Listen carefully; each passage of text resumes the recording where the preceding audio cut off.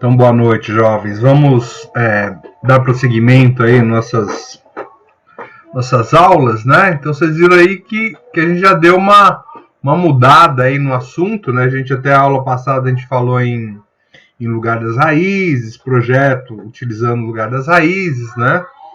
E esses caras aí, eles focavam, observavam aí, principalmente a parte inicial da resposta, né? Seria a resposta temporária. E agora a gente vai olhar um cara aí que seria a nossa resposta, mas já observando uma característica já permanente, né? Ou seja, depois de efetivada a resposta temporária, que seria a resposta em frequência, né? Então a gente vai analisar aí como é que é, o que é a resposta de frequência, como é que funciona, né? Então eu acho que vocês já viram aí em algumas disciplinas, né? Mas a gente vai voltar aí com isso, né? A gente vai voltar aí com isso.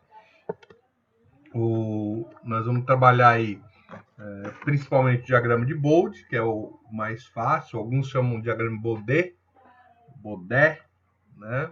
Eu chamo de diagrama de Bode. E aí nós vamos, então, depois até dar uma pincelada em outros diagramas, né?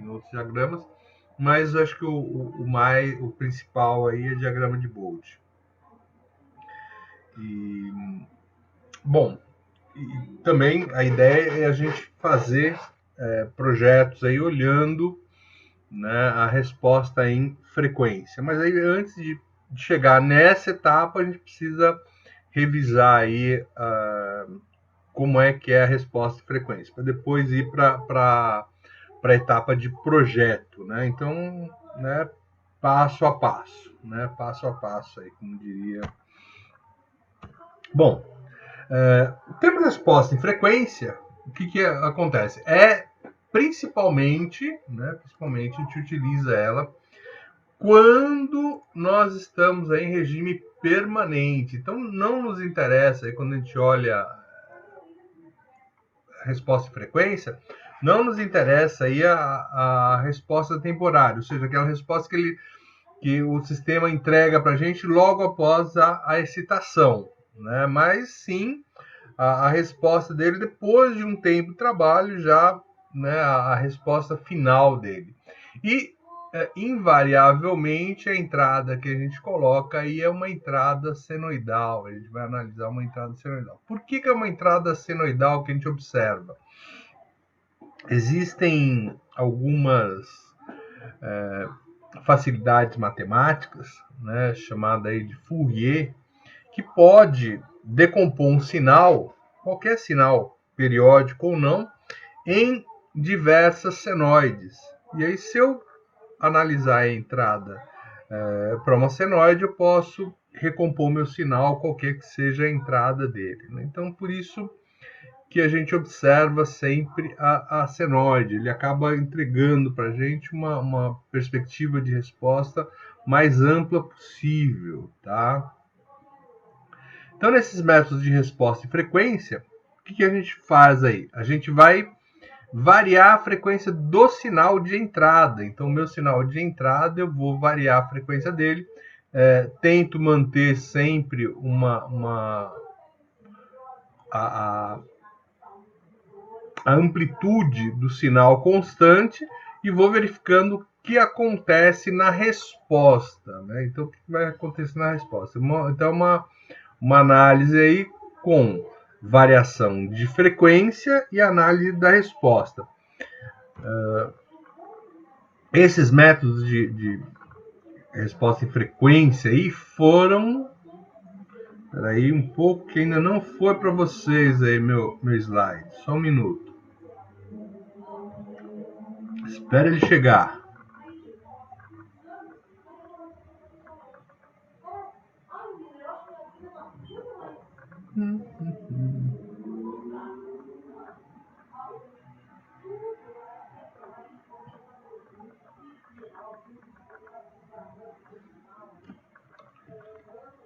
Nossa, você já tem aí uma segunda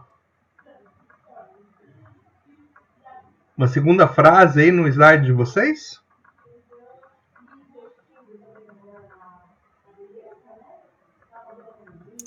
Não, professor, alguma coisa. Tá travado aqui.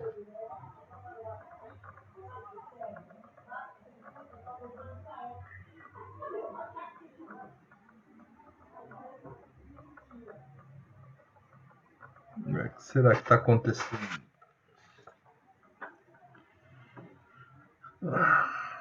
Só um minuto, turma. Espera aí.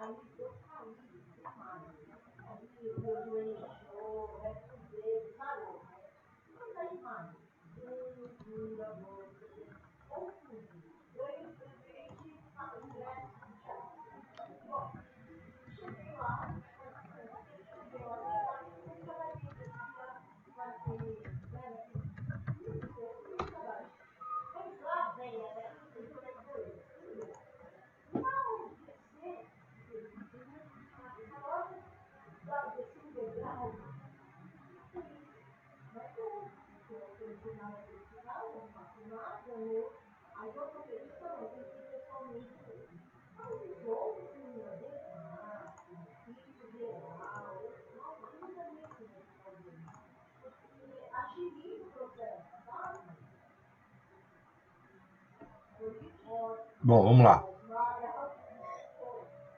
Então, voltando, né? Os métodos que a gente tem de resposta de frequência foram desenvolvidos aí na década de 30, 40, e os principais mentores aí disso foram o Nyquist, o Bode, né, e o Nichols.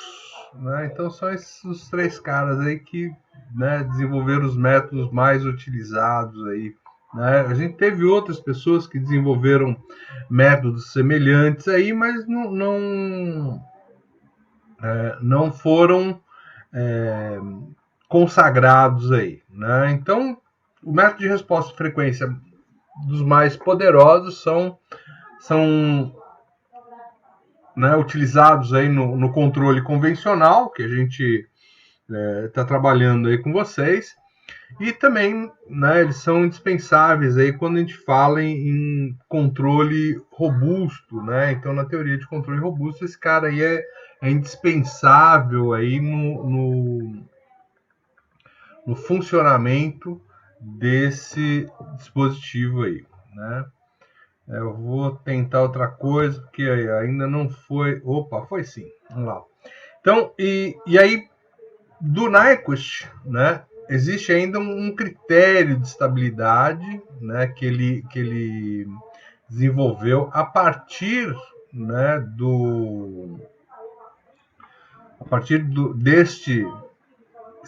dessa resposta em frequência dele, que vai possibilitar aí a gente de verificar tanto a estabilidade de um sistema, a estabilidade absoluta dele, quanto também a sua estabilidade relativa aí, né? Sua estabilidade relativa. Então esses são os dois caras aí, né? Teve um novo critério aí que o Nyquist desenvolveu aí. Bom,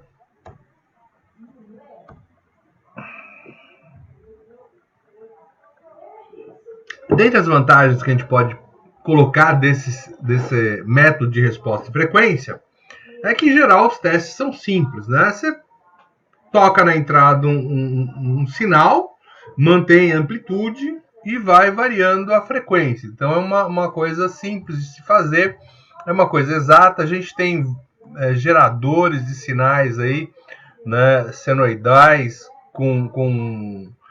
de valor pequeno, acessível, né, e também preciso. Então isso vai fazer com que esse teste seja um teste aí, né, um método fácil de se trabalhar. A resposta em frequência, né, ele dá para a gente um quadro de qualidade da resposta transitória. Então ele tem alguma correlação aí com a resposta transitória. mas não é uma relação direta, não é uma relação fácil aí de se observar, exceto aí em casos de sistemas de segunda ordem. Então, aí, nos casos de sistema de segunda ordem, a gente observa isso com um pouco mais de facilidade, né? E aí, no projeto de sistemas de malha fechada, a gente pode ajustar as características de resposta em frequência em função da transferência de malha aberta que a gente quer, né? Então, eu vou utilizar critérios de projeto para obter aí características que eu desejo, tanto na resposta transitória do sistema, quanto na resposta final que eu quero a nível de resposta de frequência mesmo, né? Então, a gente vai trabalhar com isso também a nível de resposta de frequência, né? Então, isso vai dar para a gente mais uma bala na agulha para a gente poder projetar aí compensadores de forma a que os nossos sistemas reajam da maneira que a gente deseja, da maneira que a gente espera deles, né? Bom, e aí a ideia é justamente a obtenção, né, a gente obter aí as respostas em regime permanente a entradas senoidal. Então, se a gente considerar que a gente tem um sistema aí que é linear, né, estável e principalmente invariante no tempo, ou seja, que com o tempo ele não varie, né? Então, o exemplo típico da gente, né?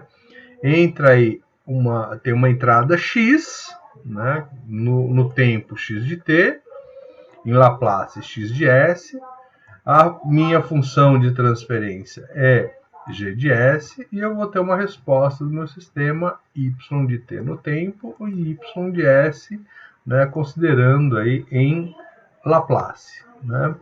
O que acontece? Se o meu x de t, se a minha entrada x de t, ela for uma entrada do tipo senoidal, né, uma entrada do tipo senoidal, em regime permanente, a resposta também vai ser um sinal senoidal, principalmente com a mesma frequência. Então, o meu sistema ele não tem capacidade, ele não consegue alterar a frequência do sinal que está entrando, né? Então, o que ele vai fazer? Então, ele vai mudar módulo, ou seja, ele vai mudar amplitude e vai mudar ângulo de fase, né? Então, essas são as características aí, né, de transformação do meu sinal senoidal, né?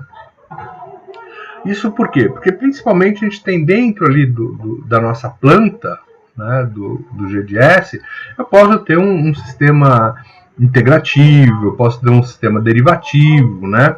E o que acontece? Se eu entrar com um sinal senoidal, derivada ou integral, continua sendo sinal senoidal. Ah, não, mas é cossenoide e tal. Mas o que é uma cossenoide se não uma senoide defasada aí? Né? Então, ou seja, entrou senoidal, sai senoidal. O que muda aí, então? O que muda é ângulo de fase e o módulo, né? A amplitude do meu sinal não continua a mesma. E por isso, então, dele manter a mesma frequência, né? Porque nada mais é do que, né, o meu GDS ali vai ser um integrador, vai ser um derivador, e a integral de uma senoide ou a derivada de uma senoide continua sendo uma senoide de mesma frequência, né? Não há modificações nisso. Por isso que, né, é consagrado aí também, né, um sinal senoidal como uma entrada, né? E aí a gente vai supor aí que eu tenho um sinal x de t, que vai ser a sua amplitude x, né, aí x maiúsculo, vezes seno de ômega t. Então, meu ângulo aí é ômega t. Né? Então, a gente vai ter esse sinal de entrada aí para o meu dispositivo. Né? Então, isso vai entrar onde? Isso vai entrar justamente aqui, ó.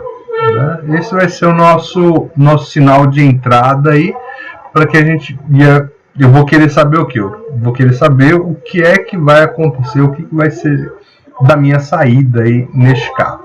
Tá?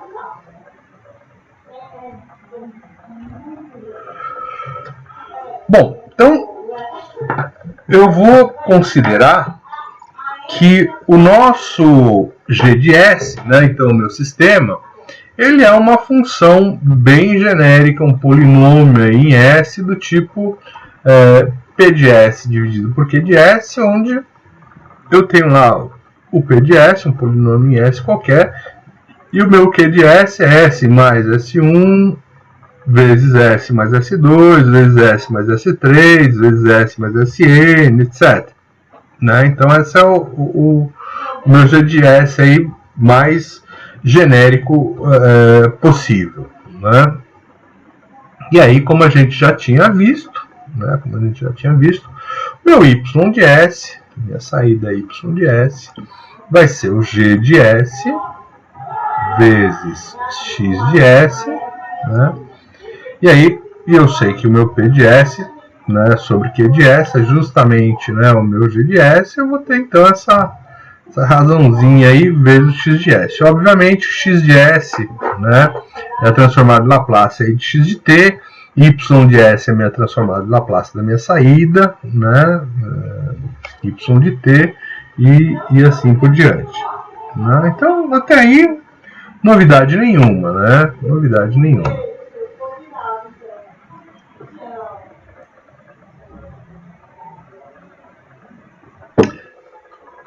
Em especial, né, quando eu olho, né, um sistema de regime permanente, que ele seja aí, linear, invariante no tempo, estável, né, se eu colocar uma entrada senoidal, minhas condições iniciais, tanto faz, né, ela não depende aí das condições iniciais. Então, o que vai acontecer lá no regime permanente, né, não vai depender da condição inicial.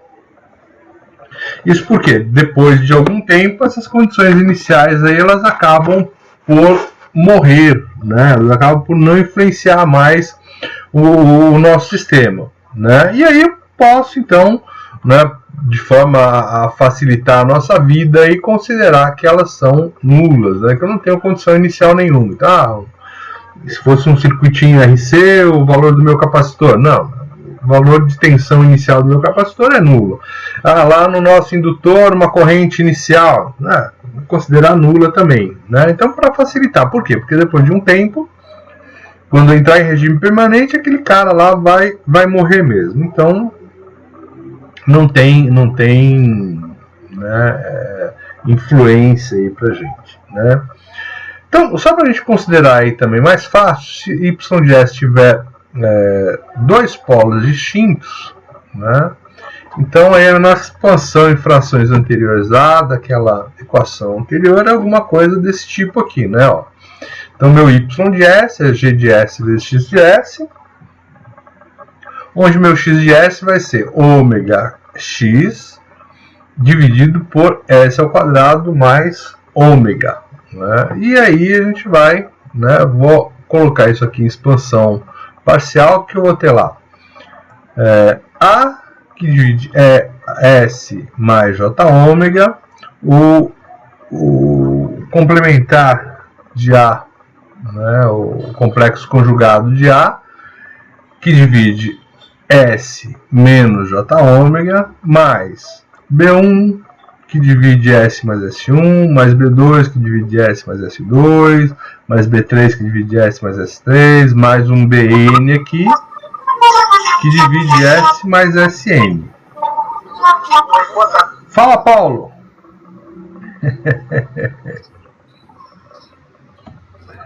Beleza. Então, o meu A, né, eu tenho A e o seu complexo conjugado, que é a barra, né, e eu tenho B índice I aí, né, o I vai variar 1, 2, 3, 4, 5, N, né, então você vai ter praticamente aí duas parcelas aí, né? Então essas parcelas aqui com numerador em B, né? B1, B2, B3 até o Bn, e mais duas parcelinhas aqui, né? Mais duas parcelinhas aqui, que são justamente, né, com o número A e o seu complexo conjugado, né? Justamente por conta dessa colocação aqui dos polos distintos, né?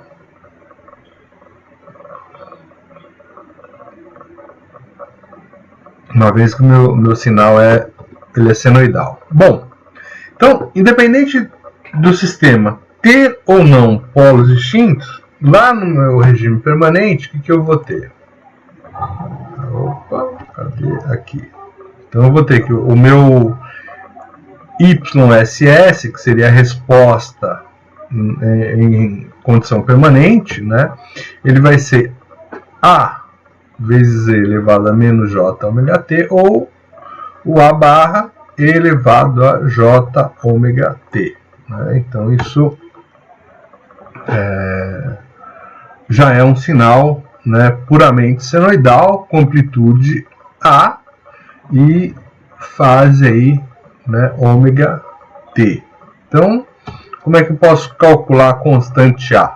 Né? Então, minha constante A vai ser justamente, tá, aqui o meu A é o G de S vezes X ômega X dividido por S ao quadrado mais ômega ao quadrado vezes S mais J ômega para S valendo menos J ômega, né?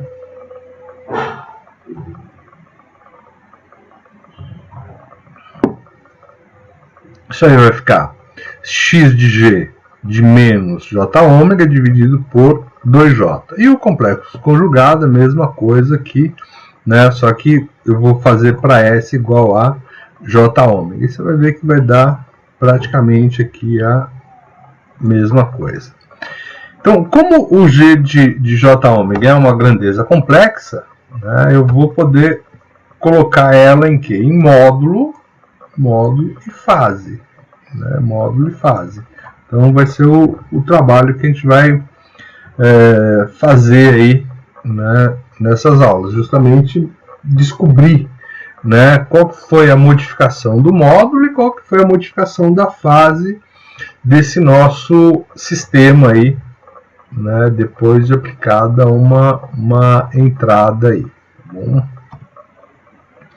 Bom, o que acontece? A gente tem lá, basicamente, né, que se a gente tem entrada senoidal, o meu módulo, né, G de J ômega vai ser o quê? O Y de J ômega, onde eu vou pegar o S, né, então aquele nosso Y de S, eu vou pegar o S e vou trocar por J ômega, né, dividido pelo módulo de X de J ômega. Então é a mesma coisa, né? Então eu vou pegar minha entrada, o módulo da minha entrada, e no lugar de S eu vou colocar J ômega. Então essa vai ser a relação de amplitude entre a minha saída e a minha entrada. Então o módulo do G vai ser o quê? Vai ser a relação de amplitudes entre eles. Isso em módulo, né? E o que é a fase, né? A fase de G de J ômega, né? Ele vai ser a fase de YJ ômega, ou seja, da minha saída, dividido pela fase da minha entrada X de J ômega, né? Essa é a defasagem aí do sinal de saída. Em consequência, se eu olhar isso do ponto de vista regime permanente aí para uma entrada senoidal, eu posso conseguir o meu sistema diretamente aqui, ó, né? O que é o meu G de J ômega? É a saída Y de J ômega dividido pela entrada X de J ômega. Nada mais é do que essa relação aí, né? E aí, o que eu tiver, né, em S, eu pego, tiro S e coloco J ômega. Assim, fica bem tranquilo, né, da gente trabalhar, né? Então essa aí, o G de J ômega, é a nossa função de transferência senoidal, né? Que é justamente essa relação entre, né, a saída Y senoidal e a minha entrada X senoidal. É uma grandeza obviamente complexa, né, e pode ser representada obviamente por módulo e o seu ângulo de fase, né, o seu ângulo de fase, tendo aí a frequência como um parâmetro constante, né, uma vez que a frequência não se altera, né. Essa função de transferência senoidal, né, de qualquer sistema linear, eu posso então obter pela substituição simples do S, né, da variável S, por J ômega na minha função de transferência. Então esse é o processo aí. Se a gente tiver um ângulo de fase positivo, a gente vai chamar de sistema de avanço de fase, né? Então minha fase vai avançar. E se eu tiver um ângulo de fase aí negativo, eu vou ter obviamente um atraso de fase. Então uma rede com essas características de avanço de fase é chamada de rede de avanço de fase. E uma rede que tem a característica de atraso de fase é chamada ou denominada de rede de atraso de fase, né? Então, justamente por conta desse ângulo que ele está modificando aí, né?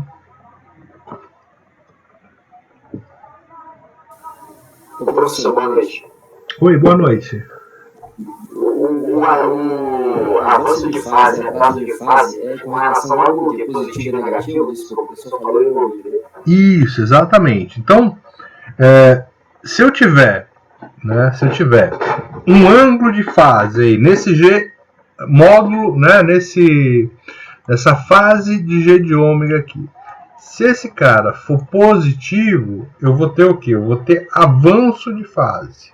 Então ele vai ser determinado aí, vai ser chamado, por exemplo, de rede de avanço de fase, né? E se esse cara, por outro lado, for negativo, né, então ele vai fazer uma defasagem a menor, ele vai atrasar a minha fase, e eu vou chamar então de rede de atraso de fase, né? Tudo bem?